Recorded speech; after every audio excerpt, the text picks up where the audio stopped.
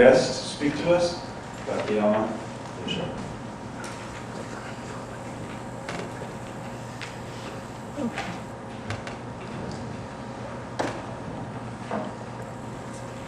So thank you very much for having me here today. Honored to be here and kicking off this series of expanding our faith.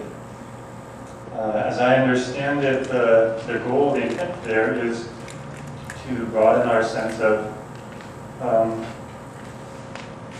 how we encounter our faith, and the premise being that we all partake of something. We all access something important, something sacred, something profound. And there's many different ways we talk about it. There's different languages, there's different tools we use to hone that access. And looking through a different lens, hearing different language can help us fine-tune our own relationship there. So I'm going to speak a little bit about how I encounter that. I'm coming from a Zen Buddhist perspective, where Zen temple is just about a mile and a half west of you here, and it's kind of similar congregations in a number of ways. It's surprising the number of parallels. So that's been fun to notice, and quite a lot that is startlingly different also. So that's also fun.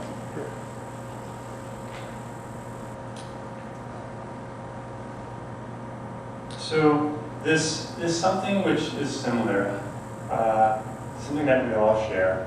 I would talk about that as this living, breathing awareness of sameness, how we're connected, how there's this unity to life.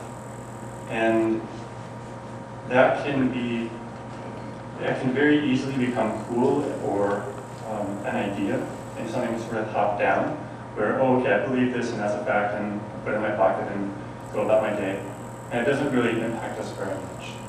And that's why I want to emphasize this living, breathing kind of rawness of it, because there's a lot more there.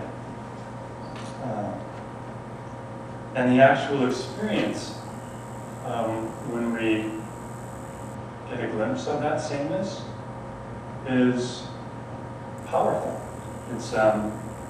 It's seeing through that veil of difference, seeing past the divisions and the labels and the kind of concretizing, oh, this is me and I look like this and this is how I act, versus, wow, this is wondrous.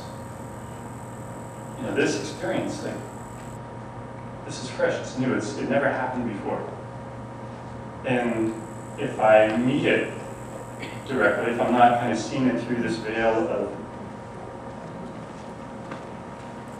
labels and definitions and kind of scripts of how it's supposed to look, then much more is available.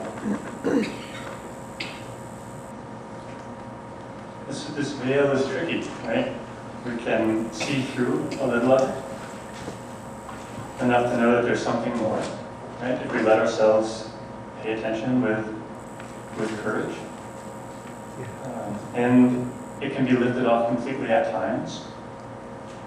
We have moments which transform our life. And when that happens, there's no more we at that point, right? At this particular finite point of view doesn't make sense. It's something more vast. It's the wrong instrument to perceive that subject. So the solution, as we talk about, is to put down that instrument, not try to encounter vastness through this finite, limited self. Right? It doesn't work.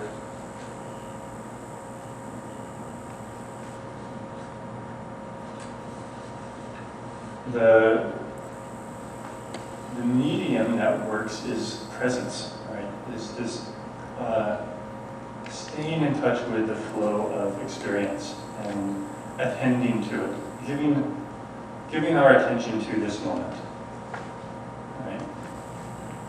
So, we're here in this room, and we have all these sensations that are showing up right now.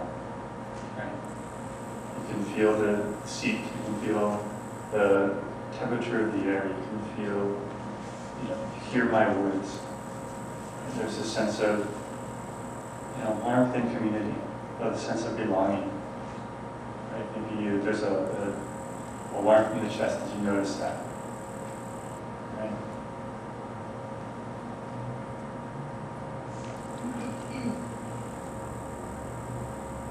So none of that is who you are, right?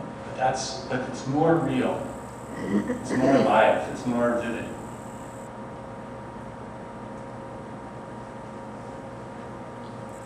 So when we get these glimpses of this vast dance that doesn't translate,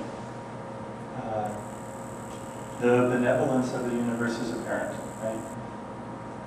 It's not, that benevolence isn't aimed at me, it's not so small, it's much grander than that, but it's there.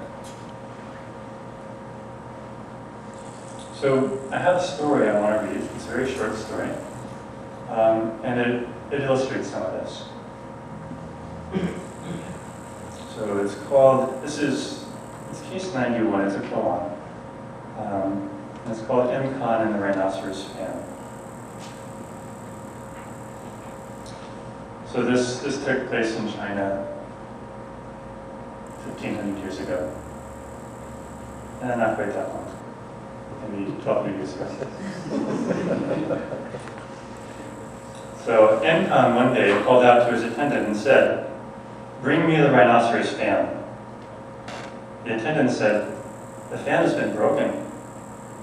And said, "If the fan is broken, bring me the rhinoceros." And the attendant made no reply. So that's the story.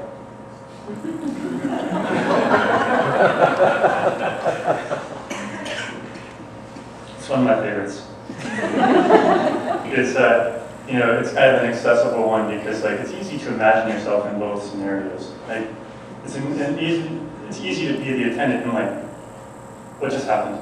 And it's easy to be, the master, Enkan, and wow, this is so wondrous. Can you meet it, right?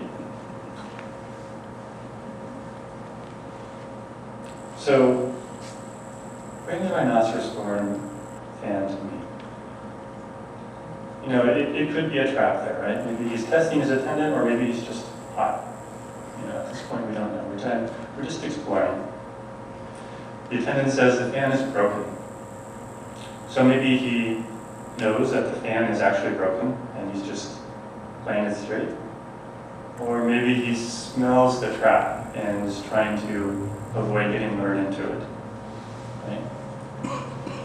The rhinoceros, it's a critter with one horn, right? So it's a symbol of the one, the absolute, the divine, the profound emptiness, the absolute perspective, right? That transcends duality and differentiation. So, in a way, I'm kind of saying, show me how you relate to emptiness. Show me how you meet this, the sacred. And the fan's broken, it's kind of a sidestep. He's acknowledging the existence, right? He's not denying that the fan ever existed, but kind of brushing away the incentive to bring it forth.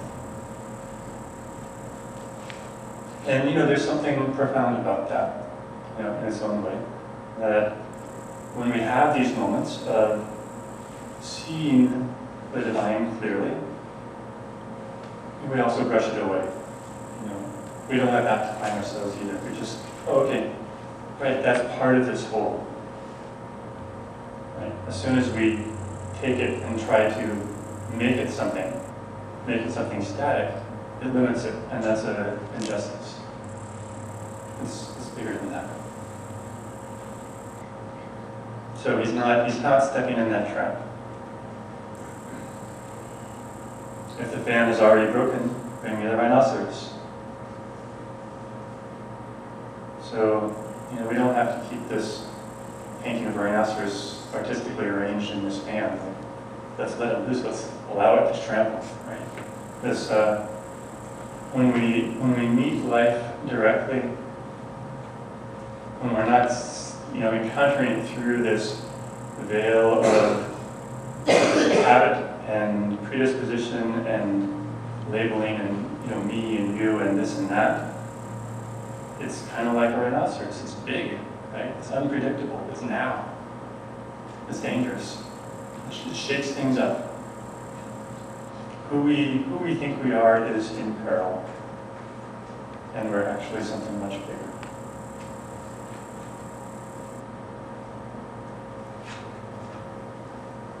And the attendant is silent.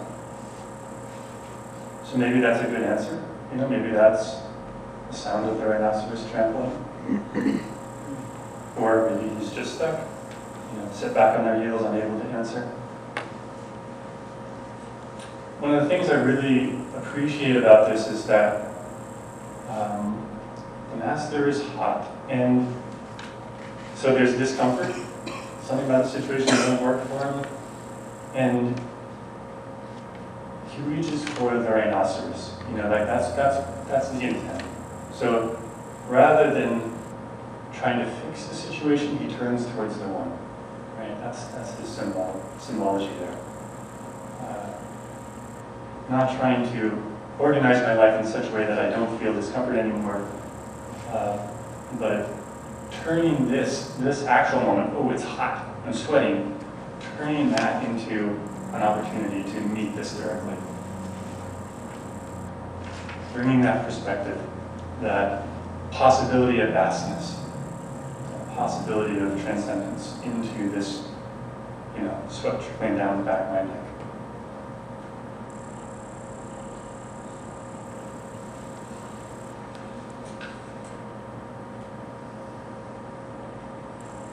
So it's a lot of work, right?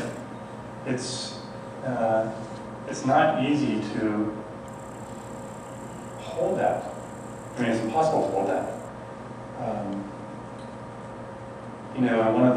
One of the songs that we started with, there was a line, something to the effect of, "I want to see you," right? There's that landing in the heart and this yearning. Yearning for connection, yearning for, that oneness. And we all have that yearning in a deep way. That's why we're here. It manifests in many different forms. We find, different doorways through which we get that. But it's underneath that very basic wish to be one with, connected to.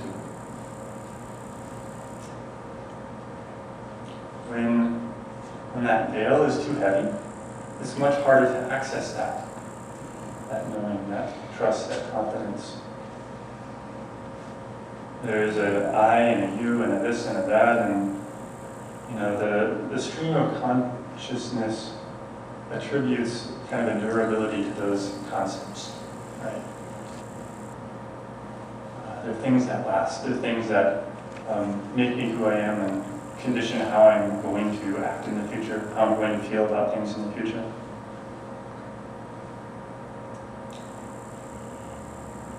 So maybe there's a threat, right? And I see it as a threat. I project that permanence onto it, right? And it's inaccurate. It's not the way it actually is. There's no durable, there's no independently existing threat out there.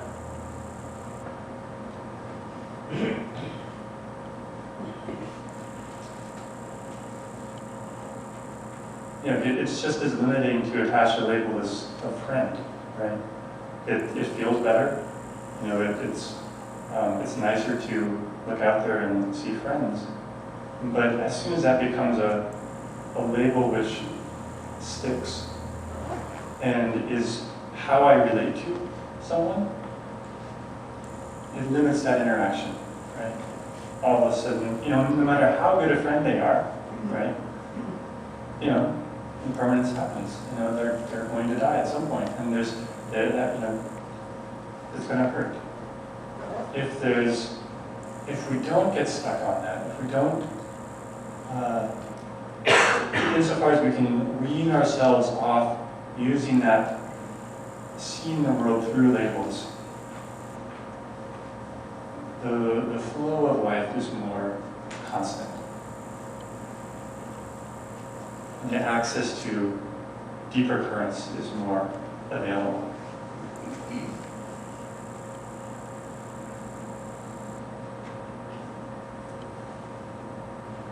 Right? When we don't get caught up by believing what we see on the inside of that veil. If we can look past it, if we don't look under it, through it, whatever, we're not confused by that idea of, I'm this concrete, durable entity which is going to continue like this. Because it's not. Already, the room is different. Your experience of the room is different from the last time we noticed, right? And felt the floor. It's 5 minutes into the talk. You're a different person.